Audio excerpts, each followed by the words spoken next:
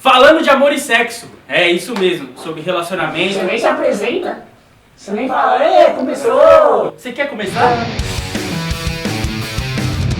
Olá! Quer saber de amor e sexo? Bom, estamos aqui hoje com o pastor Joe Lira, pastor de jovens da igreja do Ferreira, tá, ó, Jubafé, como vocês podem ver no primeiro vídeo lá, Juventude Batista do Ferreira e região, tá? Ele é o pastor de jovens. Bom, ele tá nos acompanhando aqui hoje. Salve, salve galera, eu tô aqui pra lembrar vocês que nós estamos numa conferência lá na igreja e Oficina do Namoro dia 12 de março e nós vamos falar sobre sexualidade, como é que você pode viver a sua sexualidade no seu namoro, como é que pode ter prazer no namoro. Pode? Então pode, claro, tem que ter. Como a gente vai usar nossa sexualidade no namoro, tá? Aquela mãozinha boba, aquela... Como a gente vai usar a mãozinha boba? Teoricamente é. Vocês editam. Edita. A gente edita tudo aqui. Pastor, como o senhor é um pastor de Me jovens... chama de senhor Tá. normal.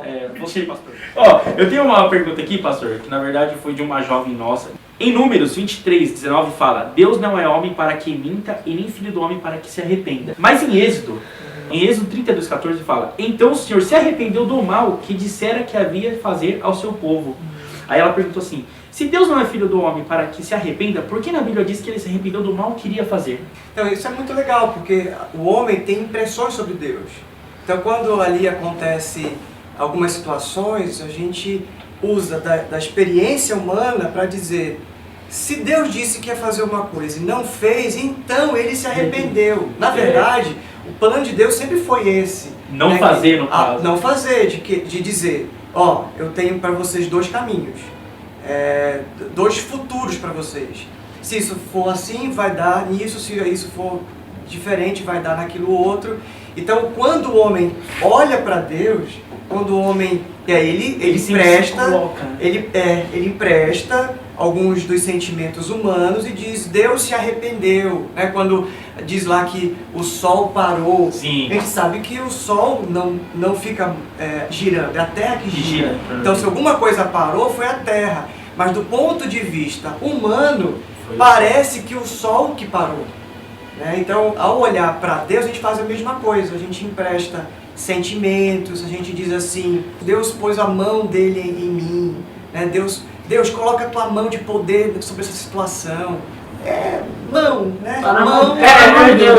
Tá na mão de Deus, Entrega na mão de Deus e vai, né? E isso tudo é uma tentativa muito esforçada, linguística nossa, de explicar as ações e os movimentos de Deus. Essa tentativa humana, legítima, né, de traduzir o que Deus faz, é também uma forma da gente ter uma compreensão sobre Deus, já que a gente não chega lá... Compreensão limitada, assim, limitada, né? Pra poder saber. Entender Deus é explicar a informática para a formiga, né? Não vai entender, não tem condições fisiológicas dessa formiga entender E se informática. entender, parça, vai chegar homem. Se entender, trava. Sabe aquele erro 404? Aquilo. Isso aí. Aí Deus arrebata, por isso que aconteceu com Enoque.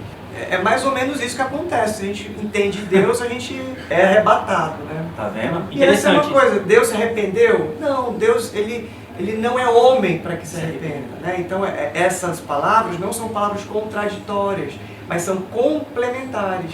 Interessantíssimo, né, cara? Sim, eu tô todo aqui. Ele já vai dar, claro. Ó, pastor, essa é legal. Porém, em Coríntios, 1 Coríntios 7,15, diz: se o marido cristão ou a esposa não cristã quer o divórcio, então que se divorcie, pois Deus chamou vocês para viverem em paz. A pergunta dele é a seguinte: isso quer dizer que se eu sou casado com uma pessoa que não é cristã e não der certo, eu posso me separar? Não. O desejo de Deus é que não haja um divórcio, né? Mas por causa da dureza do coração é que isso acontece. O lance é que, no contexto, o cara que não era cristão, ele... No contexto inteiro, né? no contexto Porque ela só pegou de uma Coríntios, parte. né? Isso é em Coríntios, uma igreja que pessoas estavam se convertendo e o cônjuge não era cristão. Então o cônjuge dizia: negue Cristo. Então, se é para negar Cristo, se o cara tem uma condição, por exemplo, uma outra situação, o cara é violento em casa.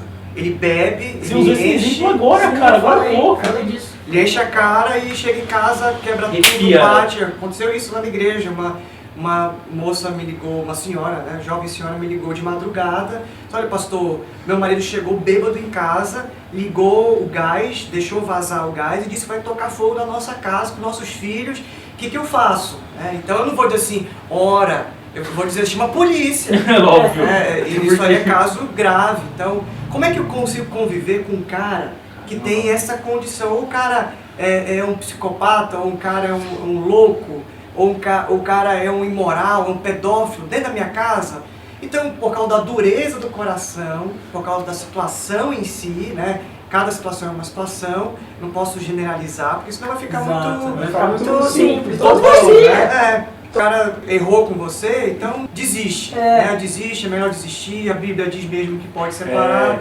Então eu penso que tem que ser tentado de tudo, tem que ser feito o seu máximo, tem que procurar aconselhamento, tem que acreditar, ter esperança que as coisas vão melhorar. Mas tem um momento que esse cara que é usuário de drogas, por exemplo, ele começa a influenciar os seus filhos. Ele começa a vender as coisas de casa para comprar droga. Ou o cara quer matar a sua família. Que a gente falou de influência, na verdade. Né? Então, infelizmente, algumas situações são cirúrgicas. Tem que cortar, né? Para o bem, para a preservação bem maior, né? Tem que ter perdão. Peraí, acabou a luz? Acabou a luz enquanto gravávamos, então vamos apelar por meios neandertais de iluminação. Bom, é por isso que eu falo, gente, tem que ficar pra conhecer. Hã? É zoeira. Não mas, professor, como é que faz esse teste de idade? Como é que sabe que a pessoa assim, tudo bem, você vai ser amizade, não sei o que, amizade. Mas você não sabe se a pessoa, porque, vamos ser bem sinceros, influencia, você vai ficar com a menina, pô, a menina é mó gatinha, cara. Aí você vai, vamos namorar, vamos, aí você vai beijar a menina vai, não é aquilo que você esperava, entendeu? Aí a gente vai usar esse mesmo entendimento pro sexo, vai dizer assim, pô, e se eu chegar lá e eu... Mas eu não sou satisfeito com o cara, e aí? Já que eu não fiz o test drive antes, eu vou fazer test drive em tudo? Eu acho difícil alguém não gostar do beijo, não gostar... Não, mas eu sei, eu só coloquei o exemplo do beijo pra você não falar sempre do sexo. Eu acho que... o cara é pastor, eu não quero falar.